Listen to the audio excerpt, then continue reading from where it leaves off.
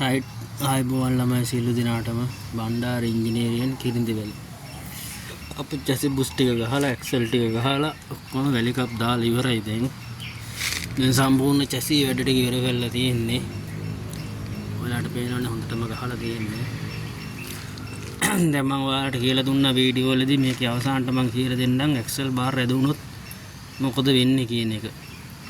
කියන්නේ මේව හරියට ලෙවල් එකට තිබුණ නැත්නම් මොකද අවසානයේ ප්‍රතිඵලය කියලා. දැන් මේ හැම එකම ලෙවල් එකට ගහලා තියන්නේ. ඩොට් එක හරියටම ලෙවල් එකේ තියන්නේ. මේ හැම එකක්ම එහෙම තමයි. හැම එකම මෙහෙමයි. එතකොට මෙතන ඉඳලා මෙතෙන්ට තියෙන දිගත් හැම එකේම සමානයි. ඒ කියන්නේ මෙතන ඉඳලා මෙතෙන්ට තියෙන දිගයි මෙතන ඉඳලා මෙතෙන්ට තියෙන දිගයි එහා පැත්තත් සමානයි. වෙනස් වෙලා නැහැ මිලිමීටරයක්වත්. හරියටම තියලා තියෙනවා. දැන් ඕවා බැරිලවත් ඇද වුණොත් ඔයාලා ඕවා බලන්න නැතුව ගෙහුවොත් වෙන ආදීනමේ තමයි මම මේ කියලා දෙන්නේ. දැන් අපි කිමුකෝ මෙතන එක්සල් එක කියලා. මෙතන හරි කොතන හරි එක්සල්. මේව ඇද වුණොත් වැඩිපුර මඩවරුව ගෙවෙනවා. රෝල් ටික පැත්ත ගෙවෙනවා. ගයිඩ් ඩීල් එකේ පැත්ත ගෙවෙනවා. එතකොට ට්‍රැක් එකේ ලින්ක් ටිකක් ගෙවෙනවා. හරිද? දැන් අපි හිතමුකෝ මං කිව්වනේ ඔයාලට ඇඳලා කියලා දෙන්නම් කියලා. අපි හිතමුකෝ මේ තියෙන්නේ චැසිය. මොකද තියෙන චැසිය මේ තියෙන්නේ රෝල් දෙක. හරිද? අපි හිතමුකෝ මේක මේ අපි හිත සරලව මේ මැදේට ගෙහුවා කියලා. ඔහොම දැන් අපි දන්නේ ඇදේට පෑස්සිලා තියෙන්නේ කියලා හිතමුකෝ. එහෙම වුණොත් මේ රෝල කැරකෙනකොට මේ තියෙන ට්‍රැක් එක කියලා හිතා ගන්නකො. මේ තියෙන ට්‍රැක් එක ඔහොම තියෙන්නේ කියන්නේ මේ ට්‍රැක් එක මේ රෝල කැරකිලා යනකොට මේ රෝලේ ඉස්සරහට පයින්නකොට මේ රෝලෙන් ඉස්සරහට එකට පයින්නකොට හැම වෙලේම මේ ට්‍රැක් එක මෙහාට තල්ලු කරලා දෙනවා. ඔයාලට තේරෙනවද? මෙහාට මේ පැත්තට තල්ලු කරලා දෙනවා. මේ රෝලෙන් මෙහාට තල්ලු කරලා දෙනවා. එතකොට මේ මඩවරුවේ ට්‍රැක් එක තල්ලු කරගෙන තමයි යන්නේ, ඇදගෙන යන්නේ. මේ රෝලේ පැත්තේ ගෑවිගෙන තමයි යන්නේ හැම වෙලේම.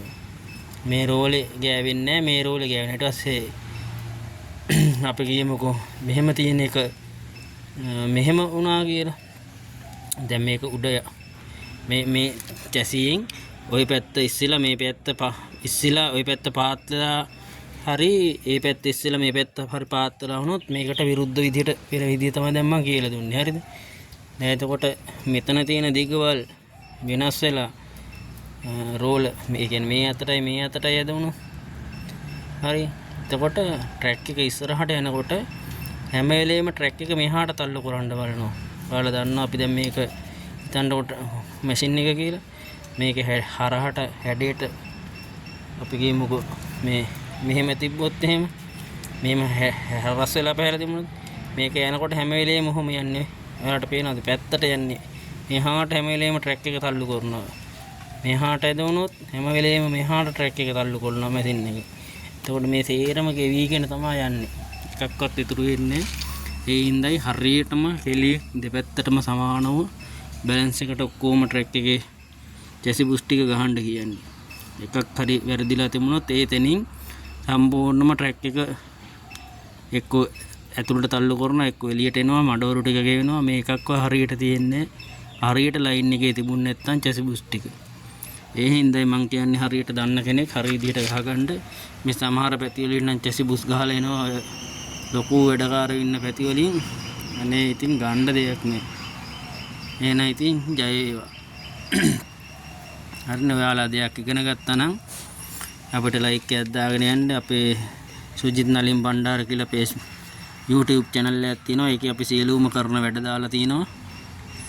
ඒකට ඉතින් ජය වේවා හැමෝටම.